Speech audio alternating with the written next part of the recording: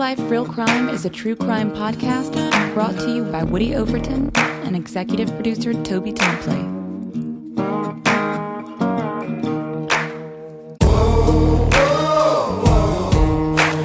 You have the right to remain silent.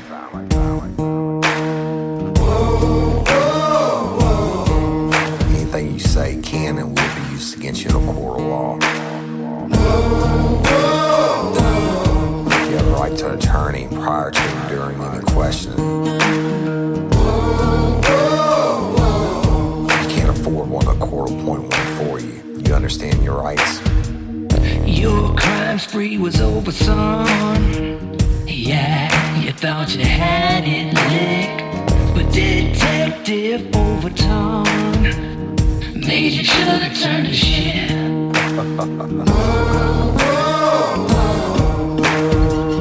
Get ready, you're gonna do time. Real life, real crime. Warning. This episode of Real Life, Real Crime, the podcast, may contain descriptions of acts of violence or that are of a sexual nature. It should be for people that are 18 years or older.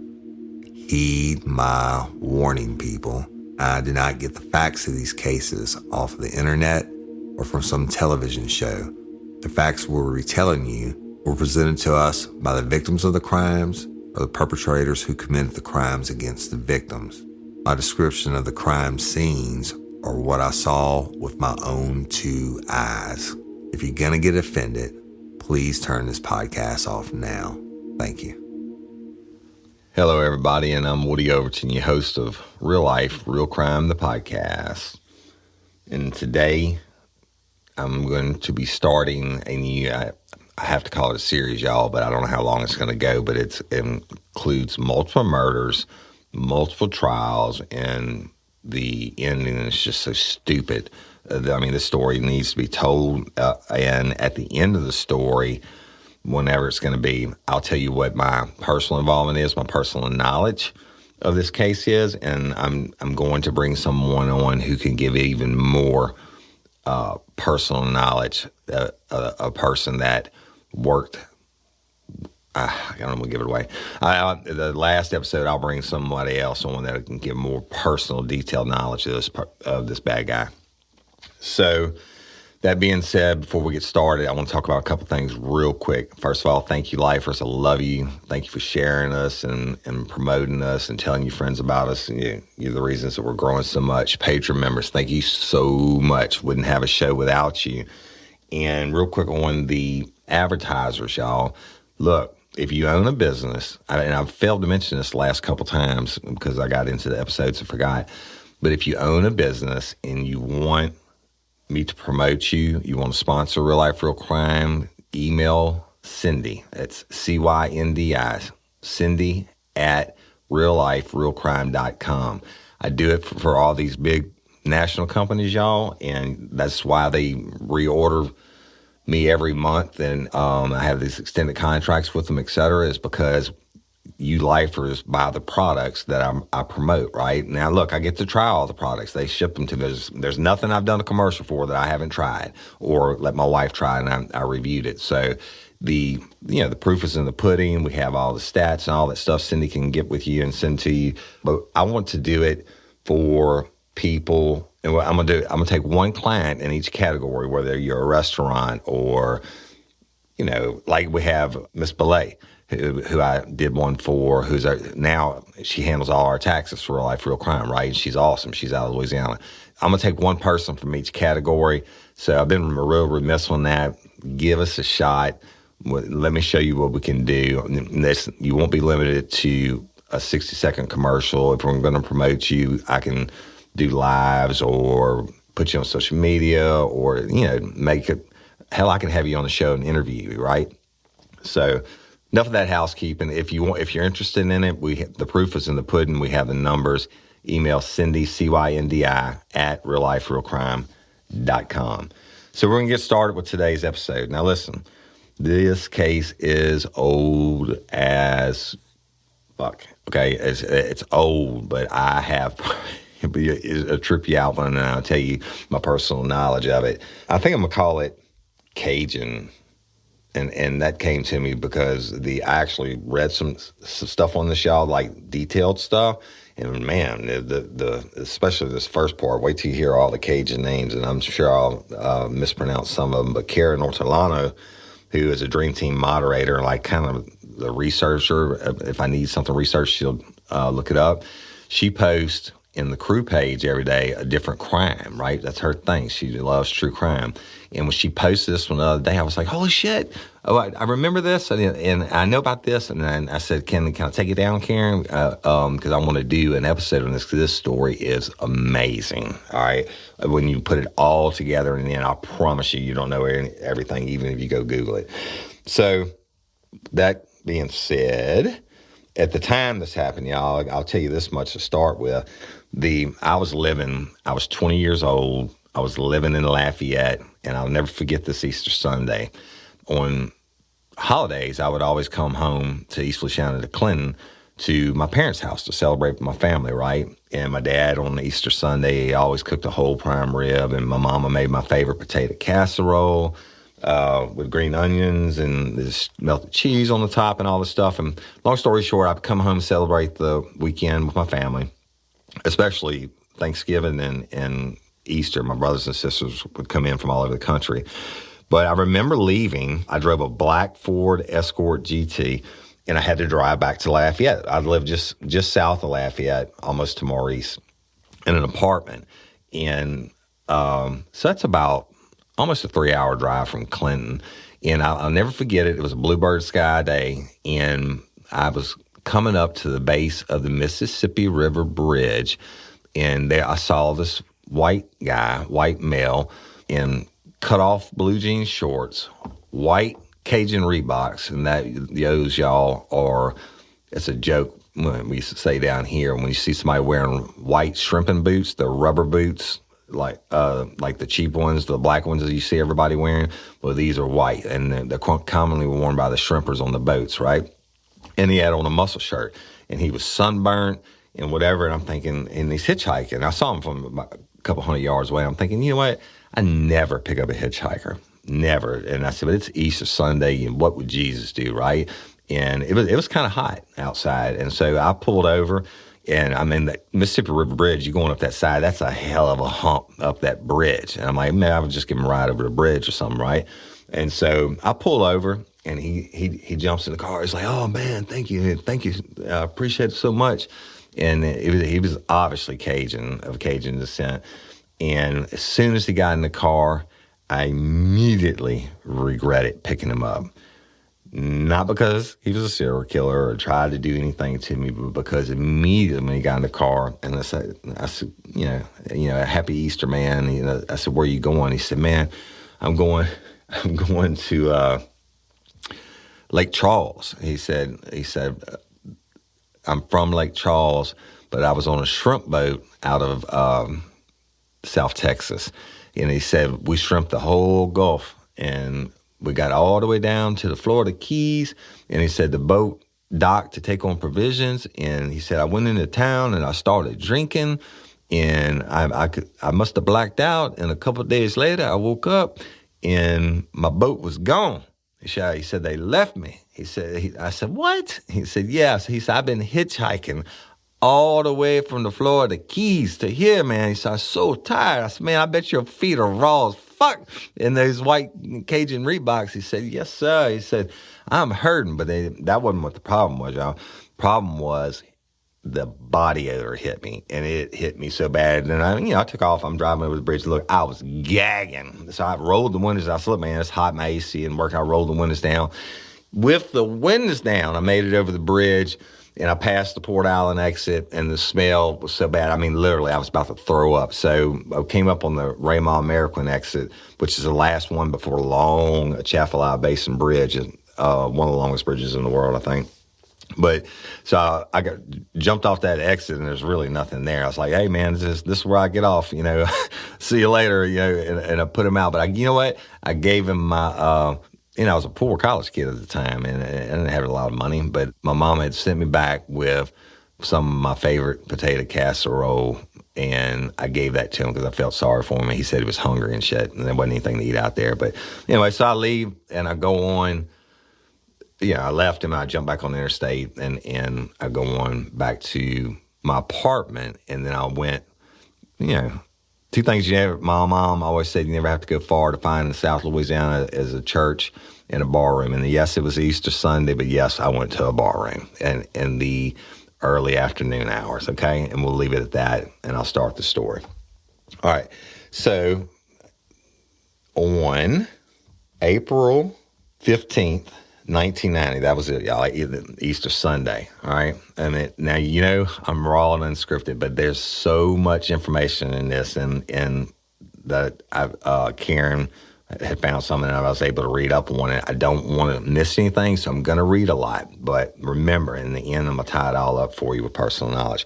Now, this is today, I'm only going to do one part of the series of the crimes, so bear with me. All right. So the defendant in this case, the name is Scott Bourque. Now, that's a good, strong Cajun name, y'all. Bourque. All right. Scott Bourque, or I'll call him the defendant a lot. Scott Bourque was indicted for the second-degree murder of Jasper Fontenot, another good Cajun name, Fontenot, which occurred on the night of Easter Sunday, April 15th, 1990, at the Barn Lounge in Gaydon, Louisiana. And that's spelled Gueydan, Louisiana. Now, let me tell you about Gaydon. Gaydon and Kaplan are right close together, and they are in extreme southwest Louisiana. And you can't get any more Cajun than they are down there, okay? And Gaydon, they're known as the duck and goose capital of the world. They're supposed to. And I've hunted down there a lot, actually, with my fraternity brothers. But that's what Gaydon is known for. But Gaydon is smaller than the town where I grew up, especially back in 1990, right? And in the town where I grew up in Clinton, they still don't even have a red light, a fully functioning red light. But there's nothing in Gaydon, and everybody's related. And, everybody knows everybody. I don't want to say it comes from a long line of inbreeding or whatever, but it is what it is. And they're all Cajun. And when I'm talking about Cajun to the accent, I couldn't even begin to try and do it. You would have trouble understanding them. If it was on HBO or something, they talking to you in English, their English, they'd have to have the captions underneath, okay? So, all right, so the Barn Lounge. Now, all right, the Barn Lounge was like one of like three places you could drink in Gaydon, and it wasn't anything fancy. And yes, I've been there. I had been there.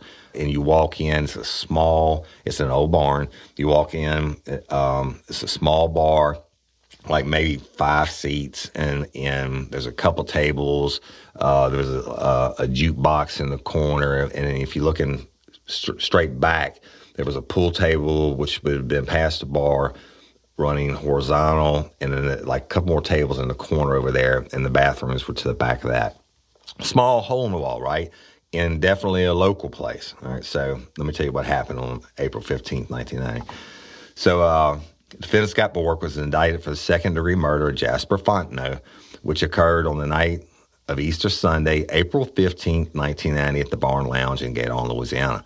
The defendant had a first jury trial in Vermilion Parish, which ended in a mistrial during jury selection because most of the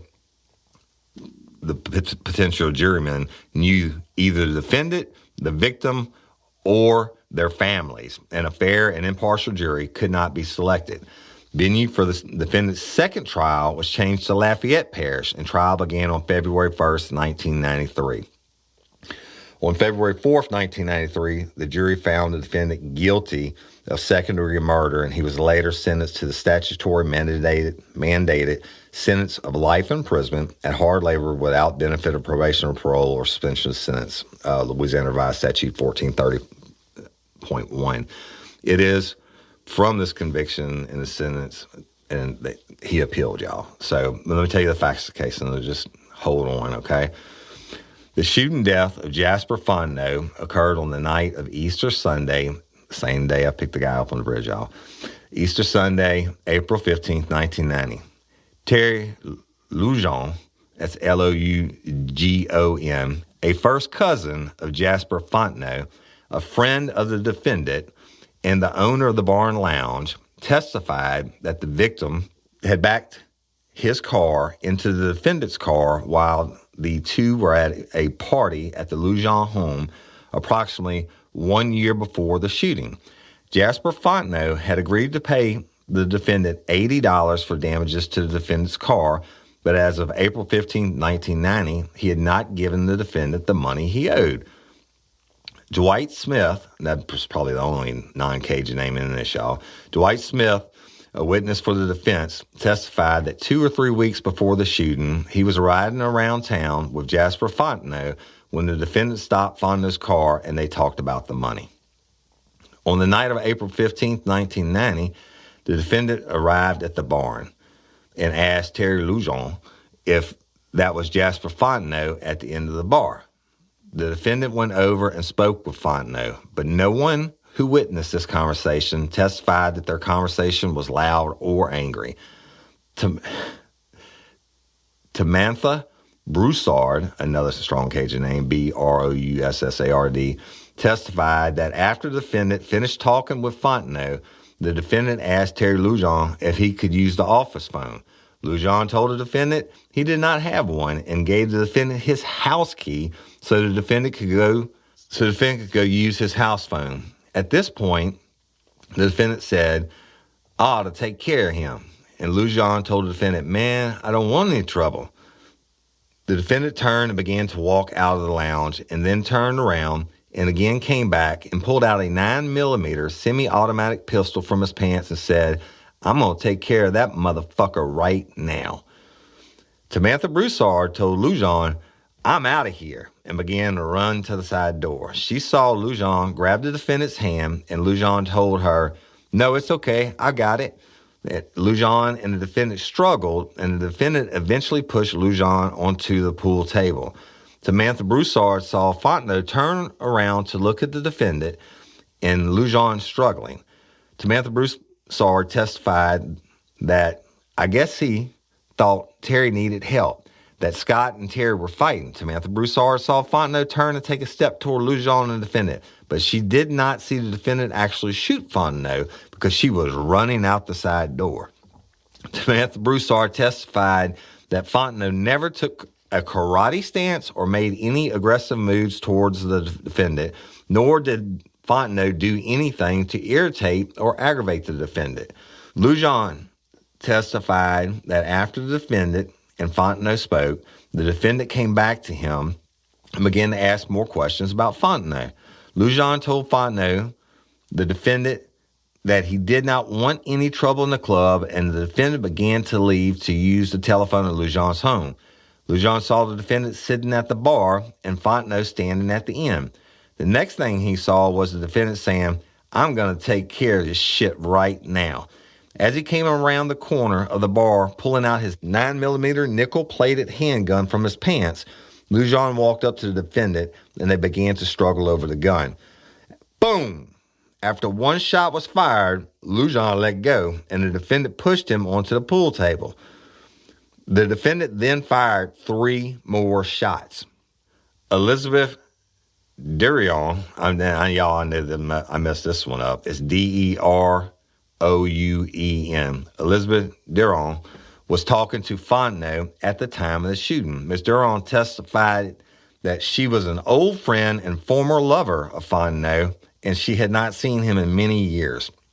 They were talking about the death of Fontenot's brother at the time of the shooting, and Fontenot was... Hey ladies, are you feeling overwhelmed by hormonal changes? Well, you're definitely not alone. There are more than 1,000 hormone disruptors living in our environment right now. It's in your food, your water, the air you breathe, the clothes you wear, your skincare products. They all mess with your hormones. Then there's the natural hormone changes your body goes through, premenopause, menopause, and while it's a natural process, it doesn't mean you have to suffer through it.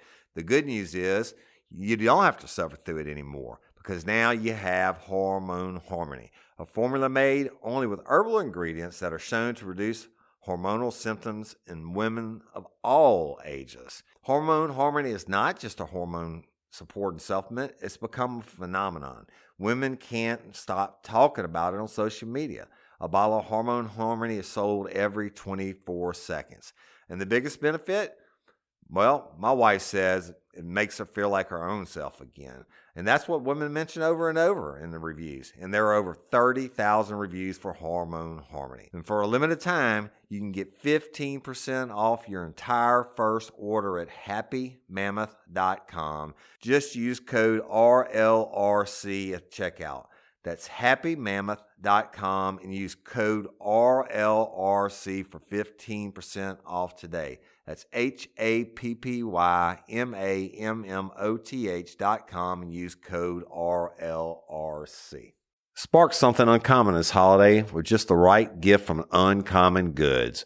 The busy holiday season is here, and Uncommon Goods makes it less stressful with incredible hand-picked gifts for everyone on your list, all in one spot. Gifts to spark joy, wonder, delight, and that's exactly what I wanted feeling.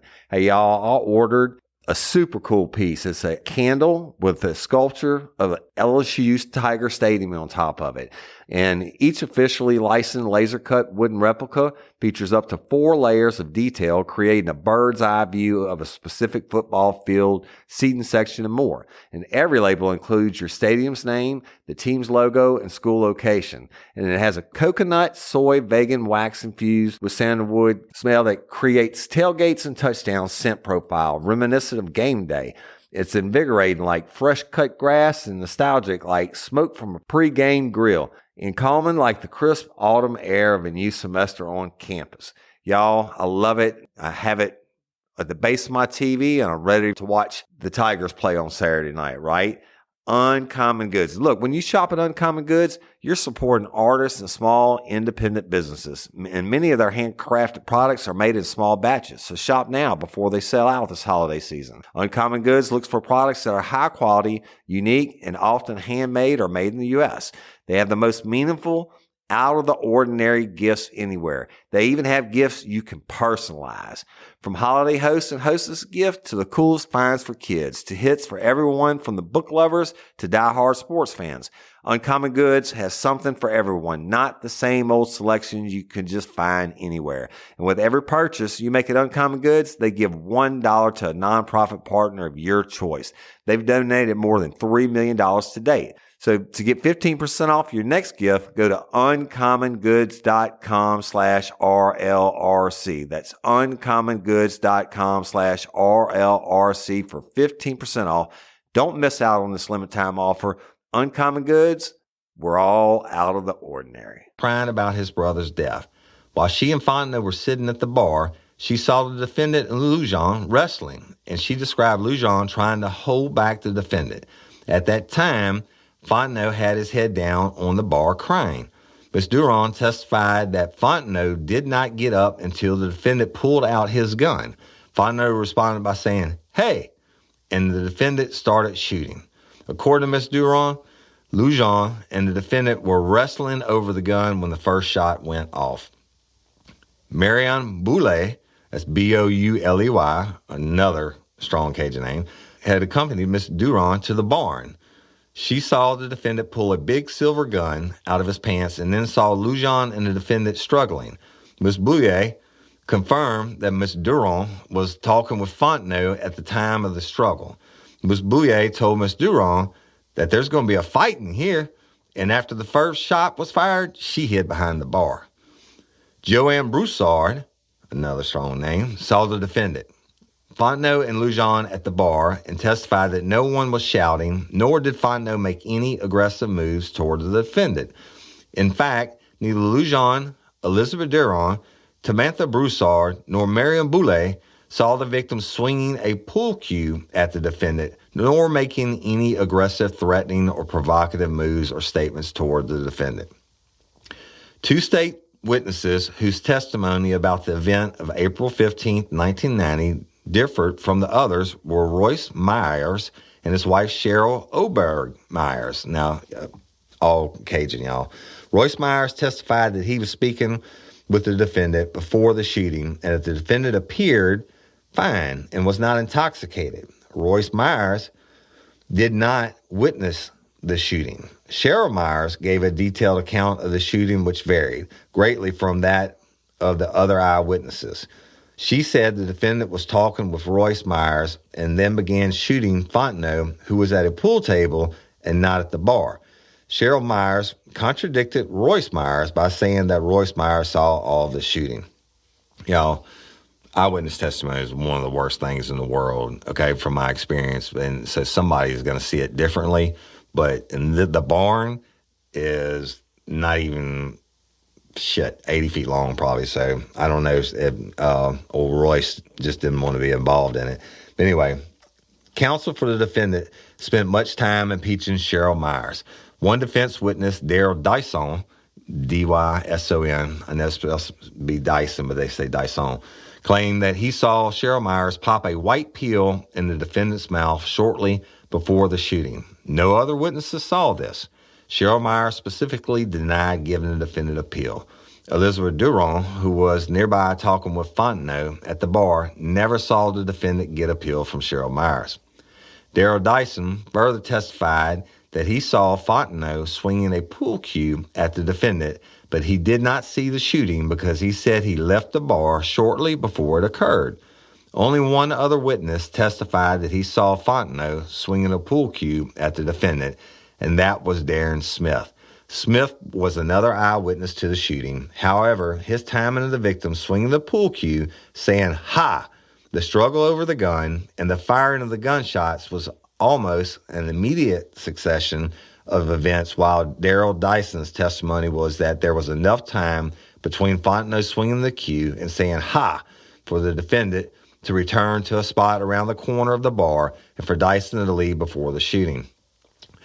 Marianne Boulay, Elizabeth Durand, Samantha Broussard, Terry Lujan, and Joanne Broussard all denied that. They all denied that they saw Fontenot playing pool or swinging a pool cue immediately before the shooting. The victim's blood alcohol content was measured at 0.167%, but only the defendant's witnesses said either the defendant or Fontenot acted intoxicated. To Lujan, Samantha Broussard, Joanne Broussard, Elizabeth Durand, Marianne Boulay, Cheryl Myers, both the defendant and Fontenot acted fine, as if they were not intoxicated. Marianne Moe, spelled M-E-A-U-X, another Cajun, a cousin of the defendant, testified that she and the defendant drank all afternoon, beginning in Lafayette and proceeding to Maurice. And then Maurice is another town, y'all, that's just south of Lafayette in extreme country, Cajun country, home of the Maurice City Bar. Proceeding to Maurice and then to Gaydon. She testified the defendant was obviously drunk, but was able to drive from Lafayette to Maurice and then to Gaydon. Now, look, y'all, that ain't a short drive. It's well over an hour and something. But it is all flat land and rice fields and shit. All right, so the defendant presented Albert Hanks, who testified that Cheryl Myers told him a few weeks after the shooting that the defendant was drunk and Fontenot was going after him. Royce Bonin, B-O-N-I-N, was also called as an impeachment witness, and he testified that Royce Myers, his nephew, and Cheryl Myers came to his house that day after the shooting and said that they were leaving because they were scared and that the defendant was drunk or drugged at the time of the shooting. Rita Durand, D-U-R-A-N-D, the defendant's mother, testified that Lujan spoke to her after the shooting and gave a different version of the shooting and told her he was angry at the defendant for shooting Fontenot, who was his first cousin. Remember, I told you everybody's related, right? Melvin Breaux, B-R-E-A-U-X, Cajun, lived next to the lounge and heard 4 shots fired shortly after 10 p.m. He recovered 4 empty casings and 2 bullets inside the bar. It was determined that 1 bullet had entered the body of Fontenot and exited. 1 bullet was still lodged in his body, and 2 bullet holes were found in the floor, plus 1 in the ceiling. Sergeant Norman Schultz was a detective for the Livingston Parish Sheriff's Office. He assisted in the arrest of the defendant in New Orleans and the recovery of the nickel-plated Smith & Wesson 9mm semi-automatic pistol from the defendant's car. The defendant and the state stipulated that this gun fired the shot that killed Jasper Fontenot. Sergeant Schultz also testified that at the time the defendant was arrested, the defendant admitted that he had killed someone. The coroner, Dr. Emil Laga, L-A-G-A, testified that the cause of death was a fatal gunshot wound to the chest. The bullet entered at the left arm or shoulder of the victim and proceeded through the chest and the aorta and went from right, left, and down from front to back. A second gunshot wound entered the lower chest or abdomen and exited through the right hip. Dr. Laga testified that the two bullets followed nearly parallel paths, and it appeared that the victim was standing when he was shot and not lying on the ground. It also appeared that the victim was facing the defendant, but Dr. Laga testified that it was possible that he could have been backing up or walking towards the defendant. All right, so this is where we're at, okay? Ultimately, the second trial, because of the first one, they overturned it on jury selection because, everybody was related and everybody knew somebody or, by marriage, whatever. And so they retried in Lafayette. I'm going to sum it up for you. They retried him in Lafayette for it, and he's found guilty. Now, I'm going to tell you about his appeals process, and this is nothing to do with the next case that I'm going to tell you that this guy's involved with next week and how crazy it is. So, but this is all important. It'll build up to where I'm going. All right, so he's challenged on a whole bunch of different things. I'm just going to read a couple of them. Skip that one. It's about prescription. All right, so one of the things he said, y'all, is that the trial court did not, or the DA did not provide there was sufficient evidence to find the defendant guilty of second-degree murder. It says, although the defendant has placed this assignment of error toward the end of his appellate brief, it will be addressed first since it concerns the sufficiency of the evidence to convict the defendant. The defendant admits that he killed Jasper Fontenot. He also admitted that he had specific intent to kill when he shot the victim. The one question in this assignment of error is whether or not the homicide was committed in sudden passion or heat of blood and therefore should be reduced to manslaughter. All right. Basically, y'all, they're saying that, for second-degree murder, you have to have a specific intent. It was like, if it's true that he has to go use Lujan's phone and he left, he said, no, I'm going to take care of this motherfucker now. And he turns that specific intent. If a mosquito lands on your arm, Charlotte Abear used to use this in our openings. If a mosquito lands on your arm, you say, hey, that's a mosquito and it's biting me and I'm going to kill it. Whether you realize it or not, when you slap it, you had the specific intent to kill its ass, okay? So him saying that he didn't have a specific intent, just how stupid this is. But, everybody has the right to appeal, I guess.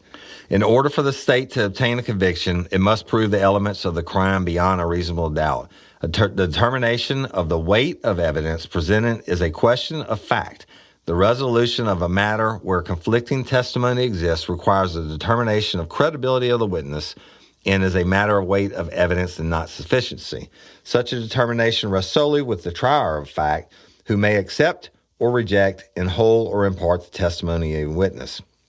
A fact finder's discretion will be impinged upon only to the extent necessary to guarantee the fundamental protection of due process of law. Where rational triers of fact could disagree to the interpretation of the above evidence, the rational trier's view of all evidence most favorable to the prosecution must be adopted on review. Only irrational decisions to convict by the trier of fact will be overturned. Second-degree murder is defined as the killing of a human being when the offender has the specific intent to kill or to inflict great bodily harm. LARS 1430.1. Therefore, the state had to prove the defendant killed Jasper Fontenot, 1. 2, did so having a specific intent to kill or to inflict great bodily harm. The evidence is clearly sufficient to find that the defendant shot and killed Jasper Fontenot. Also, the fact that the defendant shot at the victim 3 to 4 times evidences that the defendant acted with specific intent to kill or to inflict great bodily harm. We find that the evidence against the defendant supports the verdict of guilty of second-degree murder. In order to reduce a first or second-degree murder to manslaughter, the homicide must be committed in such a passion or heat of blood immediately caused by provocation sufficient to deprive an average person of his self-control and cool reflection. Provocation will not reduce a homicide to manslaughter if the trier of fact finds that the defendant's blood had actually cooled, or the average person's blood would have cooled at the time that the homicide was committed. All right, y'all, basically they're saying bullshit, right? It's not like they were in the middle of a fist fight and you're in the heat of the moment and, you know, the guy's skull got fractured or something and he bled out and he didn't have a specific intent to do it. I mean, you shot him 3 times, all right? That's after Lujan wrestled you for the gun to try to stop you from doing it. So anyway, now they're going to get into the next part of the appeal. They're going to try, just bear with me. The defendant argues that because not a single state witness testified that the defendant had any premeditated plan or intention to kill Jasper Fontenot, it leads to the inescapable conclusion that the defendant acted on the spur of the moment out of extreme provocation. The defendant contends that Jasper Fontenot's teasing and taunting of the intoxicated defendant in a lounge full of patrons was sufficient provocation within the meaning of second-degree murder. By its verdict, the jury rejected the defendant's evidence that Jasper Fontenot had been teasing and taunting the defendant or making any threatening gestures towards him immediately before the shooting. This is a credibility determination of the jury and should not be disturbed on appeal in the absence of an abuse of discretion. The defendant also makes much of the fact that the verdict was 10-2 and not unanimous. Louisiana Revised Statute, 782 requires that a verdict of guilty of second-degree murder must be by a vote of 10 out of 12 jurors. A unanimous jury verdict is not required, nor does it establish any doubt as to the validity of the verdict.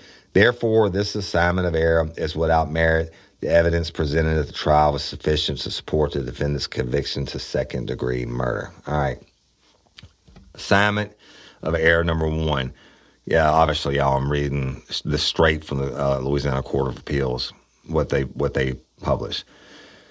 By this assignment of error, the defendant contends that the trial court erred in denying his motion to change venue from Lafayette Parish. As noted previously, the defendant's motion to change venue from Vermilion Parish was granted after the defendant's first trial ended in a mistrial of voir dire, that's jury selection, y'all, established that no fair and impartial jury could be selected from Vermilion Parish. Again, that they did voir dire, and Louisiana's under the Napoleonic Code of Law.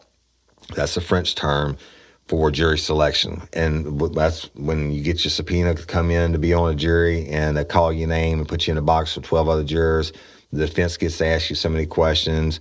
The prosecution gets to ask so many questions, and the judge can ask you questions if they want to, and you each get so many strikes.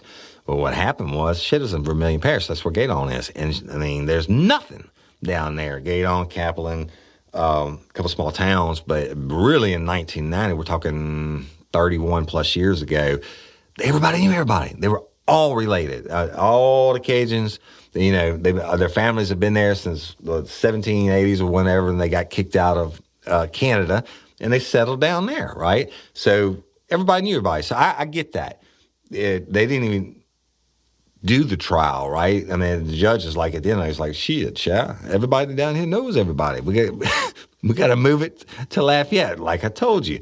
Lafayette is a bit of a ways away, okay? I mean, I can remember driving from just south of Lafayette down to Gaydon to go goose hunting or to Rockefeller Wildlife Refuge to go crabbing and shit. And it's a bit of a ride, all right? And you know, it ain't close. So the change of venue where he had his trial was in Lafayette Parish, much bigger, much more of a city and all that, much bigger jury pool. So now he's challenging, saying Lafayette wasn't fair. And let me read it to you. By assignment of error, the defendant contends that the trial court erred in denying his motion to change the venue for Lafayette Parish.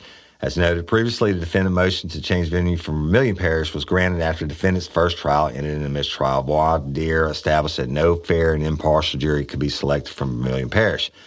On September 30th, 1992, Judge Simon signed an order transferring the venue from Vermilion Parish to Lafayette Parish. The defendant never filed a motion to change this new venue, nor objected until the day of trial on February 1, 1993. The defendant's motion was based upon the close proximity of Vermilion and Lafayette parishes and the problem of selecting a fair jury since the defendant's present second-degree murder charge had generated much publicity at the local media. At the time, well, y'all, fucking Gaydon and Kaplan didn't have... I mean, Lafayette had the only TV channel, right? The only news station that could cover it, and the only newspaper that could cover it. So, I get that, but that was stupid. So, at the time the defendant orally moved to change the venue, the trial judge deferred ruling on this issue until after voir dire jury selection, or during voir dire if the issue once again presented itself. The defendant in the state selected a 12-person jury, and the defendant had to exercise only 7 of his 13 peremptory challenges at the end of jury selection. The defendant did not re-urge his motion to change venue, nor did he make any objection on this issue. Therefore, there was no ruling by the trial court on this issue. Okay, y'all, remember I told you so many strikes, right? And when they ask you these questions, the prosecution is going to say, do you know anybody involved in this case? And if the potential juror says, yeah, then they'll say, well, do you feel, or what is your relationship? Well, I went to high school with him. Okay, well, do you feel that you going to high school with him, it could cause you to be unfair in rendering whether he's guilty or not? And they'll say yes or no. And if they say yeah, then they probably would strike him, right? Or and if they say no, then they would say, okay, at your next high school reunion, if you find him guilty, do you think you're going to get in trouble for it? It's going to cause you some kind of grief. And I'm telling you this because I've heard it 1,000 times in all my murder trials. And so these are the kind of questions they ask them. And then they'll ask them about death penalty and stuff like that. But what they're saying is okay, let me digress. Tommy Gilbo was one of Bork's defense attorney, probably his lead defense attorney, and Gilbo is sharp. I've worked for him in my private business since retiring from. Hey, y'all, let me tell you about Gobble. All Gobble meal kits are pre-prepped. That means less work for you and less waste in your kitchen. Their meal kits include everything you need so you can save time at the store or just skip that trip entirely. I got the box in and I had 3 different meals. I had a Kung Pao chicken, crispy fish tacos, and a beef bourguignon, however you say it. But let me tell you about the classic beef bourguignon. Look, it came with beef pot roast and a beef broth concentrate, red wine demi-glaze, cremini mushrooms, cipollone onions, mashed potatoes, baby carrots, and rosemary thyme butter. It was so easy to make. Literally like 15 minutes it took Cindy. And let me tell you something, all the dishes were fire, but this thing was like a taste explosion in my mouth. It's just unreal.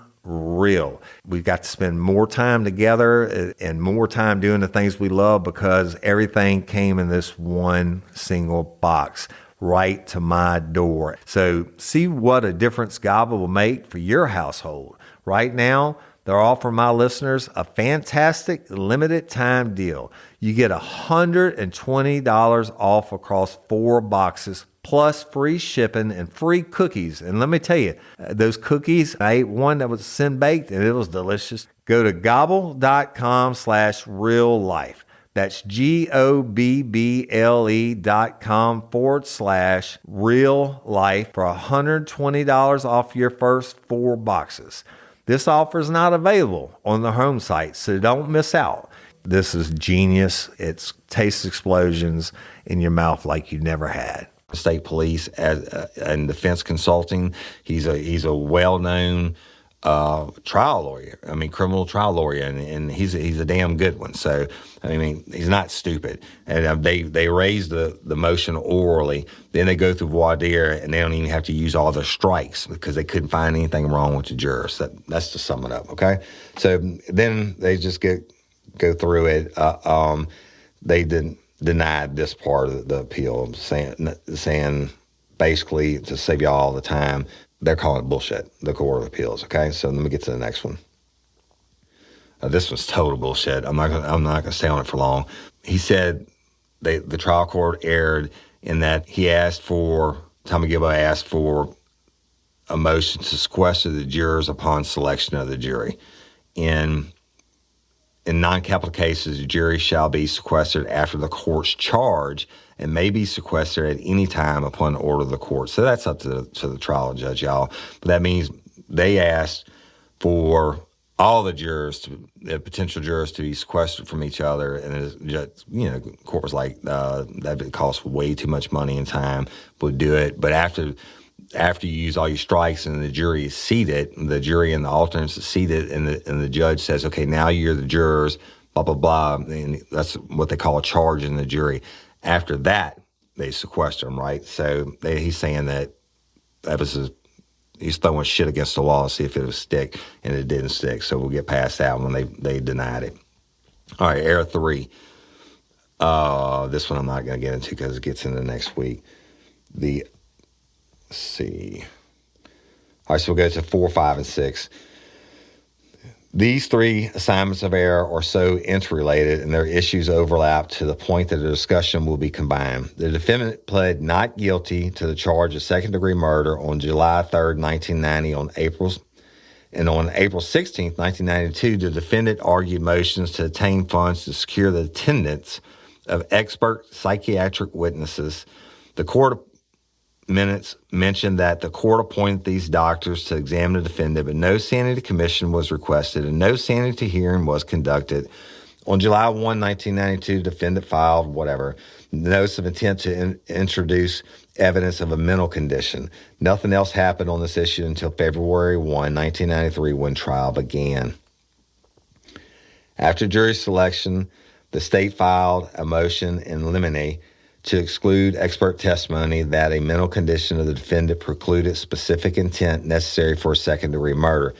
The state cited and the fact that the defendant never pled not guilty and not guilty by the reason of sanity in argument to the trial court. The defendant contended that he had a mental condition which mitigated second-degree murder down to manslaughter. However, the trial court relied upon State versus Johnson, and exclude the psychiatric evidence. The defendant thereafter requested to change his plea from not guilty to not guilty and not guilty by the reason of insanity, but the trial court denied this request. The defendant supervisory writs of the review from the Third Circuit Court of Appeal and Louisiana Supreme Court, both of which were denied. The prior denial of supervisory writs does not bar reconsideration of this issue on appeal, nor does it prevent the appellate panel from reaching a different conclusion of the issue, blah, blah, blah. Generally, when a defendant does not present any new evidence on this issue after the pretrial ruling on the issue can be rejected on appeal. Judicial efficiency demands that this court accord great deference to its pretrial decision unless it is apparent that the determination was patently erroneous and produced unjust results. We will not discuss the issues raised in the previous writ and now on appeal. Assignments of error number 4 contends that the trial court erred in refusing to allow the defendant to change his plea from not guilty to guilty and not guilty by the reason of sanity. When the defendant Bork requested to change his plea, the jury had been sworn in and his request was untimely. Therefore, the trial court did not abuse its discretion because it no longer had any discretion in this matter. Assignments of error number 5 and 6 concern the trial court granting of this motion in limine by the state and refusing to allow the defendant's experts to testify that the defendant's mental condition could mitigate the defendant's crime from second-degree murder to manslaughter. Counsel for the defendant claimed that the medical experts would testify the defendant's psychological background, which included various degrees of abuse and chemical dependency, along with the defendant's mental faculties, made it very likely the defendant acted out of sudden passion and or heat of blood, and this testimony would have been enough to reduce the grade of the offense from second-degree murder to manslaughter. The defendant does not deny that he was sane and that he had the requisite specific intent to kill the victim. Instead, the defendant claims that he acted in the heat of blood or sudden passion. The defendant further contends that after given notice as required, his expert should have been allowed to testify about these mitigating circumstances arising from the defendant's mental conditions, even though the defendant was not seeking to avail himself on the insanity defense or claim lack of specific intent. When a defendant is tried upon a plea of not guilty, evidence of insanity or mental defect at the time of the offense shall not be admissible. Therefore, evidence of mental defect at the time of the offense is admissible only if a defendant pleads not guilty and guilty by reason of insanity, which he didn't do, y'all. He wanted to change his plea after the jury had already been seated. It's just, it was a good trial by Tommy Gilbo, no doubt about it, but it didn't work. All right, y'all, so the conclusion, it says, for the above and foregoing reasons, the defendant's conviction and sentence are affirmed. The district court is directed to inform the defendant of the provisions of LSA-C-CRP Article 930.8 relative to post-conviction relief by sending appropriate written notice to the defendant within 10 days of the rendition of this opinion to file written proof that the defendant received the notice in the record of these proceedings. Y'all, that means when the court ruled on it, they had to serve his ass in Angola and it had to be personal service and all that. And so he couldn't challenge that on appeal. So I'm gonna stop it there for this week. But this is the beginning of a shit show story, and you're not gonna believe how it goes on. But I just want to give you how it starts, right? So, oh boy, on Easter Sunday, spends a day drinking, according to him and his cohort, and they end up at the barn in Gaydon, and he sees the dude Fontenot, who backed into his car and did $80 worth of damage like the year before and agreed to pay for it. And obviously he never did. Supposedly he stopped him in Gaydon, which is like a one-horse town, and the sidewalks roll up at dark 30, especially back then. I think they have a dollar store now. But so he just happens to end up at the barn, and which is a hole in the wall, but it goes to show you on Easter Sunday, and I was guilty myself, Easter Sunday, it was packed, and it was full of coon asses, which is not a derogatory term. If you're from Louisiana or if you're Cajun, they call each other coon asses. But they're all in there, and they all relate to the point where he goes in, talks to the bartender / owner, and asks him, was that Fontenot the same guy that back to him? And he said, yeah. And then ask him to use his office phone. And he's like, I don't have an office phone, but here's my house keys, go in my house. I mean, shit, they all knew each other, right? And so he comes back in and doesn't end up leaving all the way, and pulls his gun and comes back in.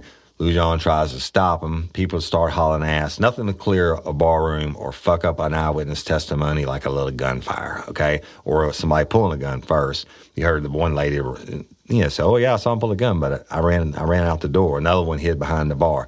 And Lujan is, thinking that maybe I'll just stop it or whatever until, bam, Bork squeezes off around, and Lujan was like, fuck that, and got out of the way, right? They said he pushed him on the pool table. I believe Lujan probably did a combat rule over that motherfucker to get out of the way of the gunplay that happened then. Then when that gun goes off, that's when he looked up and he sees him, and Bork, either closes the distance at him or whatever. There was some testimony, the people that were favorable to Bork trying to say that, Fontenot swung a pool stick at him and all that bullshit. Everybody else said that didn't happen. Typical in a case where trying to save your partner's life. But anyway, he goes towards Fontenot. I mean, he said it. He said, I'm going to take care of this motherfucker right now. Lujan tries to stop him. Boom, he fires around. He fucking... That's the one that ends up in the roof, right? They recover all 4 bullets. One that ends up in the roof is one that he fires when he and Lujan are fighting over the pistol. Lujan gets the fuck out of the way. He approaches Fontenot, shoots him 3 times, kills him, deader and shit. But the beauty of it is, he gets arrested later in New Orleans, and I'll tell you all about that next week.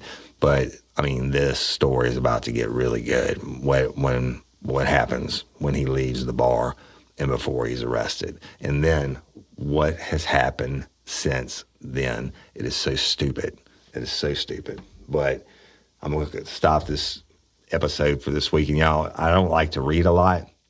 And you know that, I'm unscripted and raw, but I had to go in and get you these facts. And I thought it was funny once I started reading it. I mean, all the different Cajuns testifying.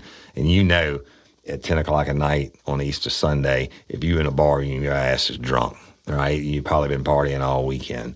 But there you have it.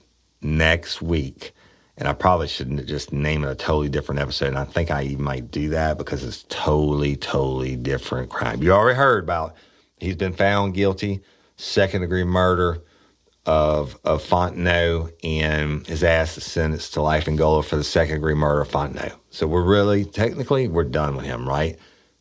Maybe not. But I'm going to stop it right there. All right, I'm going to talk real quick about Crew Bash, y'all. I don't even know if there's going to be any tickets left by the time you hear this. I'm getting this recording in probably 4 or 5 days early. But the Crew Bash, June 19th, Texas Club. I'm going to do it's the second annual Crew Bash. I'm going to do a live, never before heard podcast. If you made the first Crew Bash, you know I rocked it, right? And then it's going to be awesome. It's going to be adult. I'm going to be drinking, and it's going to be a hell of a story, okay?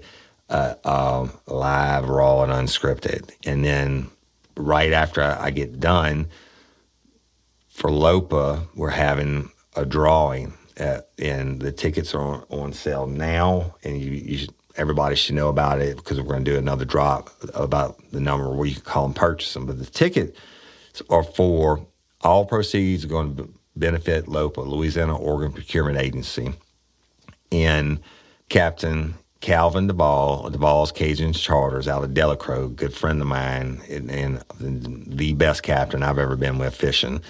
His mama got to live for an extra 5 years because a LOPA recipient, or she got a double lung transplant from somebody that was an organ donor. He offered, he called me and said, "Hey man, let's do a raffle and give the money to LOPA." He said, "I'll donate the trip. You come down and fish with the winner and their guests." Market it like that. I'm like, cool. You do that, Real Life Real Crime. I'm going to pay for the lodging at the marina. They can come down the night before. We can drink a few beers, hang out. We'll fish all day. Well, then Jim Chapman of Local Leaders Podcast, I was on my wife and I were on his show. It's my second time on his show, y'all. Y'all need to check it out. Local Leaders Podcast, and he's growing phenomenally. But I told him about it on the podcast. He was so, man, the winter's going to need an ice chest to take some fish home. And I was like, yeah, they're going to need it because we're going to catch the shit out of them, right? And you can catch anything on this trip, y'all, from specks to reds to freshwater cats to bass to, sheephead, flounder, you name it. But anyway, I was like, yeah, because I know I've been on a bad day with Calvin, and I know how many we caught. And he said, well, I want to donate. Local Leaders, the podcast, wants to donate 125 quart Yeti ice chest is another $600, y'all. So it's a couple $1,000s worth of prizes. We're gonna do the drawing. That part will be live on Facebook. That's the only part that's gonna be live on Facebook. But you don't need to be present to win. $15 for one ticket, $100 for a book of 10. Okay, and we're only gonna sell them for a month. In the end, we're gonna do the drawing live on the stage. We'll announce who it is. You can pick out whenever it is you want to go fishing, bring your guests, and I'll go down there and hang with you and fish for the day and get the lodging and all that, and you get the big fine ice chest. Hell, I'm gonna buy tickets myself, but also I'm gonna turn around and give the LOPA representative, I believe it'd be Miss Lori Steele, the check on the stage that lifers, the money that we raise, right? So anyway. It's important. Y'all know I care about LOPA. So the Crew Bash tickets are $40. After I get done, Chase Tyler Band, 2-time Louisiana Country Music Hall of Fame inductee, is going to take the stage and perform a concert. Meanwhile, and it's going to kick ass. I've been to his shows, y'all. I'm telling you, it's not like a barroom band playing. Okay, and meanwhile, he's doing his concert. I'm going to be over to the side, and I'll be doing the meet and greet, and I'll sign anything you want take a picture with you. And look, at the other 4 lives, I did that for like 4 hours or numerous hours after the first 3 and for like 4 hours after the crew bash while Toby Tomplay was playing on stage. I never got to see it, and I was in the back signing, and that's fine. I'm going to meet and greet every one of y'all that want to be met. And for $40, you can't beat that kind of entertainment, okay? But it's going to sell out. It's probably I'm probably wasting my breath because it's probably already sold out. But you need to get your tickets now. I know it's still early, y'all. It's still like over a month away. But I'm telling you, they're not going to be there. And just like what happened last time on the Crew Bash, was sold out, and then everybody wanted it. And I can't do it. We can only put the people in that they say we can put in. So I wish that we could. And we got lifers coming from all over the United States, and I'm staying at the capital city, Hilton, downtown. We've got a special real life, real crime rate. If you want to come stay where we're staying, and we got lifers from all over the United States that are coming also, plus a lot of locals, including Captain Duvall's Cajun Killer. He and his wife come in and staying at the same hotel. But it's right there, centrally located downtown to all the bars and restaurants, and it's on the Mississippi River.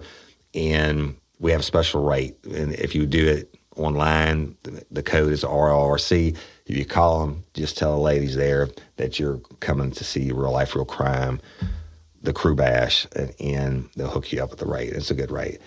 So, social media, y'all, thanks for sharing. I appreciate it. I'm on Instagram at Real Life, Real Crime or at Overton Woody. I put a lot of funny stuff on there that I don't do. Discord. I put funny stuff on Instagram that I don't normally put on the Facebook pages. Facebook pages, we have a ton of them, y'all. The Lanyap page is that private group. You can go in there and list anything that interests that you have, anything that you're selling, et cetera, anything that's not true crime related. Real Life, Real Crime Lanyap page. Y'all know about the crew page, Real Life, Real Crime Friends, Fans, and Crew. I mean, it's like 35,000 members or something like that. Private group. It's strictly true crime, okay? And I'm in there every day, try to respond to everybody. And then we have regular pages. My regular Real Life, Real Crime, that's open to a public Facebook page. It has 15,000 members, whatever. So I'm posting across all these social media things. Just, go follow us and give us a like. If you're so inclined, go to Apple iTunes and leave us a review, or wherever you listen to the podcast. Leave us a review. And I'm going to shut up and stop this, but I appreciate you. And Lopa, again, y'all, I ended with Lopa. And if you are a listener, let me look at the map. If you're a listener in Istanbul, if you're in Istanbul and you're a listener of Real Life, Real Crime, go to lopa.org, sign up to be an organ donor, be a hero, give the gift of life. You don't have to be from Louisiana to do it. They're a nonprofit agency, and that's it. I'm Woody Overton, your host of Real Life, Real Crime, the podcast. Until next time or ever, don't let me catch you down on murder. Bye. Peace. Get ready, you're gonna do time. Real life, real crime. Real Life, Real Crime is a true crime podcast brought to you by Woody Overton and executive producer Toby Tomplay.